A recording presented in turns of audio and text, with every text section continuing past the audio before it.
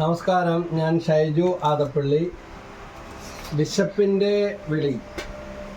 പുതുവർഷമായാലും പഴയ വർഷമായാലും ബിഷപ്പിന് ഒരു പരിഹാരം എന്താണ്? ഭക്ഷണം തന്നെ വേണം. ഈ വിളിയില്ലാത്ത ഒരു ജീവി ഒരാളും ഈ ലോകത്തില്ല. അപ്പോൾ പുതുവർഷം 2025 saint Mary's prayer ministry, Jas Achayan kitchen, Ernakulam Janamaithri പോലീസും സംയുക്തമായിട്ട് നടത്തുന്ന തെരുവിലെ ഭക്ഷണ വിതരണ ശുശ്രൂഷ.